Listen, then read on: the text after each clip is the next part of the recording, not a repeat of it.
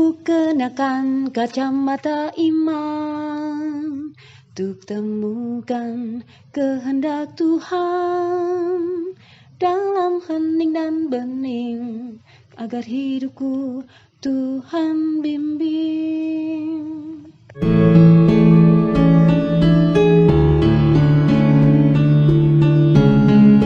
Itu ada ungkapan dari yang Santo Petrus atau Santo Paulus, dia mengatakan adalah keputusan kami dan Roh Kudus. Ya, itu maksudnya apa dengan ungkapan seperti itu dari Rasul Petrus atau Paulus? Ya, itu nah pertama rumusan seperti itu jelas dari Kisah Para Rasul, ya. Dan pada beberapa poin yang penting, misalkan yang terdapat, kalau saya lihat misalkan Kisah Para Rasul bab 15 ayat 28 ini ya. Sebab adalah keputusan Roh Kudus dan keputusan kami, supaya kepada kamu jangan ditanggungkan lebih banyak beban daripada yang perlu ini. Ini kita tahu bahwa ini adalah problemnya, adalah problem sunat. Apakah orang yang orang yang bukan Yahudi, apakah harus sunat dulu untuk menjadi Kristen? Ya, sebagian mengatakan iya, sebagian mengatakan tidak. Nah, di sini Konsili Yerusalem mengatakan adalah keputusan Roh Kudus dan keputusan kami. Oke, ini di tempat lain dikatakan juga, misalkan pada Kisah Para Rasul juga pasal berapa 13 atau bagaimana, ketika Pak Barnabas dan Saulus itu mau diutus oleh Yerusalem, jemaat Yerusalem, dikatakan ini, pada suatu hari ketika mereka beribadah kepada Tuhan dan berpuasa, berkatalah Roh Kudus, khususkanlah Barnabas dan Saulus bagiku untuk tugas yang telah kutentukan bagi mereka. Ya, jadi Roh Kudus berperanan. Nah, ini yang tadi yang saya katakan, bahwa di dalam Injil, di dalam Kisah Para Rasul, sesudah peristiwa Pentakosta itu, Roh Kudus hadir bersama-sama dengan gereja, dengan jemaat, berperanan, menentukan kemana arah gereja. Maka siapa yang mau diutus? Roh Kudus yang mengutus. Ya, dalam kasus di mana harus dibuat suatu keputusan penting berkaitan dengan sunat misalkan, dikatakan di situ adalah keputusan Roh Kudus dan kami. Nah, ini adalah gambaran bagaimana gereja itu sesudah Pentakosta itu memang didampingi oleh Roh Kudus, dan kita yakin sampai sekarang pun sebetulnya kita itu didampingi oleh Roh Kudus sendiri. Ya, nah, ini yang saya kira sebuah keyakinan, ya, sebuah fakta yang penting itu, bahwa gereja didampingi Roh Kudus. Bagaimana itu mau diwujudkan, direalisasikan, lah ini nanti bisa macam-macam tergantung situasinya. Seperti itu, ya. Termasuk apakah itu juga yang secara pribadi, entah siapa yang mengatakan bahwa roh yang ada di dalammu, kalau misalnya saya malas berdoa, di dalam diri kita itu ada roh yang tak henti-hentinya terus berdoa, itu loh Romo. Yeah. Apakah itu juga termasuk penyertaan Roh Kudus secara personal saya sebagai warga gereja begitu, atau bagaimana? Itu kata-kata dari Rasul atau ya? Itu ada Santo Paulus, dia mengatakan bahwa kalau kau berdoa itu rohlah yang berdoa, seperti itu ya. Dia mau mengatakan bahwa ya mungkin bisa dibayangkan bahwa manusia itu dengan segala kelemahannya mungkin tidak cukup kuat untuk maka ada rohlah yang buat seperti itu ya, maka rohlah yang berdoa dan seterusnya ya. Jadi memang harus kita yakini, saya kira dengan dikatakan sakramen baptis, apalagi dengan penguatan seperti itu, ada roh diberikan kepada kita. Dan inilah kita yang mestinya mendengarkan, membiarkan diri hidup dibimbing oleh roh, walaupun ini yang tidak mudah, gitu. Tidak mudah seperti itu. Ya. Iya, bahkan seperti Santo Ignatius Loyola membuat latihan rohani ya, betul, ya, betul, roh. Ya, ya. Cuma masalahnya kan tidak semua umat itu bisa mengikuti latihan seperti yang disampaikan oleh Ignatius Loyola.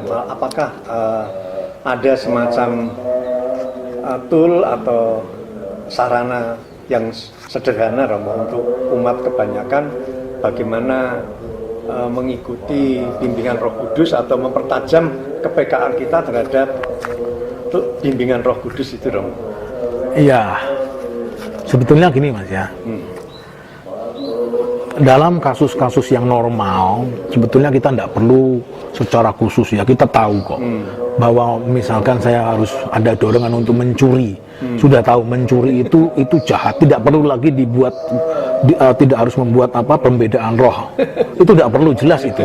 Ini godaan, katakan ada godaan setan dan godaan setan dan kita harus mengikuti roh. Kalau roh mengatakan jangan, itu sudah tidak perlu dibuat perbedaan lagi, itu jelas ya. Nah, pembedaan roh seperti itu bisa menjadi kompleks ketika kita berhadapan dengan pilihan-pilihan yang mirip-mirip, kelihatannya semua baik. Ya, ini atau ini. Ketika semuanya baik, kelihatannya baik. Nah, inilah di situ diperlukan. Tetapi ini kan juga bukan sesuatu yang bukan sesuatu yang mesti kita hadapi setiap hari. Kita tuh yang hidup dalam setiap harinya itu kan lebih banyak dihadapi oleh buruk atau baik. Wah, itu rasa nganggo pembedaan roh sudah jelas itu ya. Hanya dalam kasus tertentu mungkin diperlukan ketika harus memilih ini atau berhenti bekerja atau apa. Nah, ini mungkin keputusan-keputusan besar seperti itu membutuhkan, karena kelihatannya sama-sama baik. Ketika kelihatannya sama-sama baik, lalu perlulah dibuat semacam ini dengan pertimbangan-pertimbangan tertentu, seterusnya. Itulah yang sebetulnya dimaksudkan dengan pembedaan roh ya. Nggak usah setiap saat harus membedakan roh. Mau makan di sini atau mau makan di sini, rasa nganggo pembedaan roh ini, jelas itu seperti itu. Ya, seperti itu misalkan ya. Lalu ada lagi yang perlu kita mohon dari Romo, itu ketika kita galau atau sedang ditimpa banyak problem itu, atau istilah teknisnya itu dalam keadaan desolasi, bagaimana kita masih bisa mendengarkan bisikan roh itu yang ditanyakan juga Romo. Iya, saya kira ini juga harus diluruskan Mas ya. Harus diluruskan dalam arti karya roh itu dalam kehidupan rohani itu bisa bekerja di dalam situasi desolasi, tetapi juga di dalam situasi galau, gelisah dan seterusnya. Itu bisa, tidak berarti bahwa kalau aman-aman, nyaman-nyaman ini roh kudus.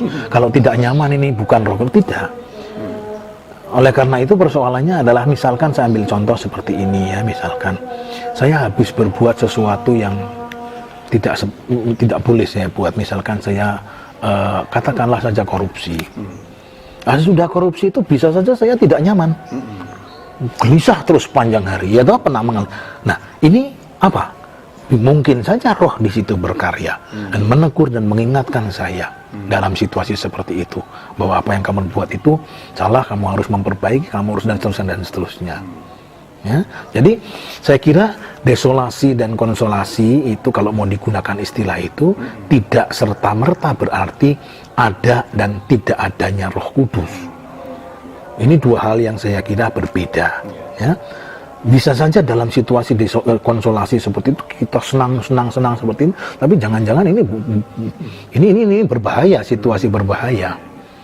Nah, ini ya, jadi saya kira soalnya harus dibedakan antara situasi batin yang desolasi konsolasi seperti itu, bukan berarti kalau desolasi Roh Kudus hadir, kalau desolasi Roh Kudus tidak hadir, belum tentu seperti itu. Ya, justru mungkin roh hadir di dalam situasi seperti itu. Ini ya. Yang itu Romo,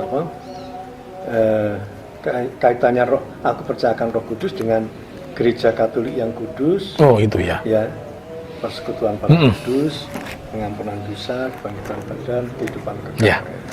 Baik. Jadi kalau kita mengamati kredo itu kan terdiri dari, tadi saya mengatakan bahwa kredo itu adalah ungkapan iman bahwa saya percaya akan Allah Tritunggal, Bapa, Putra, Roh Kudus, dan itu diwujudkan secara konkret dengan kesediaan saya menerima sakramen baptis, kan begitu. Pertanyaannya adalah, bagian terakhir itu aku percayakan Roh Kudus, Gereja Katolik yang kudus, dan seterusnya. Ini apa ini seperti ini? Saya kira persoalannya kita harus melihatnya demikian, ya, bahwa karya Allah, karya penyelamatan Allah Bapa, Putra, dan Roh Kudus itu secara kelihatan, secara konkret terwujud di dalam gereja. Maka walaupun gereja itu bukan yang menyelamatkan, ya, karena yang menyelamatkan adalah Allah, ya, tapi di situ gereja menjadi sarana, sakramen, maka dikatakan sakramen keselamatan, ya, tanda dan sarana yang kelihatan. Gereja adalah buah dari karya keselamatan yang dibuat oleh Allah Tritunggal. Itu gereja, dan di dalam situ kita bisa melihat adanya pengampunan dosa, kebangkitan badan, dan kehidupan kekal. Boleh dipandang sebagai sebuah sebuah unsur-unsur dari ciptaan yang baru. Gereja itu membuat kita menjadi komunitas yang baru, ya. Ya, persekutuan Para Kudus itu juga hidup kekal itu adalah hidup yang baru, bukan lagi hidup seperti ini, tapi hidup yang baru. Jadi boleh dikatakan semacam buah dari ciptaan baru yang merupakan buah dari karya keselamatan dibuat oleh Allah Tritunggal itu. Itu kurang lebih. Dalam konteks kepercayaan Roh Kudus itu. Ya, buah dari itu adalah yang kelihatan adalah gereja, karena di dalam iman kita tidak pernah diselamatkan sendiri-sendiri, tetapi dalam kebersamaan dalam gereja seperti itu. Ya. Gereja Katolik yang kudus, persekutuan Para Kudus, pengampunan dosa, kebangkitan badan, kehidupan kekal. Ya, itu kan buah-buahnya semua dari situ. Ya, dari karya keselamatan sebetulnya, dari karya keselamatan Allah Tritunggal itu, karena sebetulnya tidak pernah boleh dipisahkan antara Bapa, Putra, dan Roh Kudus, seperti itu. Ya. Jadi kalau Romo boleh memberikan pesan kepada umat terkait dengan kredo ini, yang harus dipegang, walaupun mungkin tadi sudah, tapi mungkin bisa di stressing, ditekankan kembali, apa Romo terkait dengan frase aku percaya akan Roh Kudus ini tadi. Ya, mungkin secara umum ya, secara umum, sekali lagi saya tidak mau membatasi itu karena berlaku juga untuk frase-frase yang lain, ya. Mendalami kredo itu sebetulnya kalau kita sungguh mendalami akan kelihatan bahwa iman kita itu sebetulnya sesuatu yang luar biasa.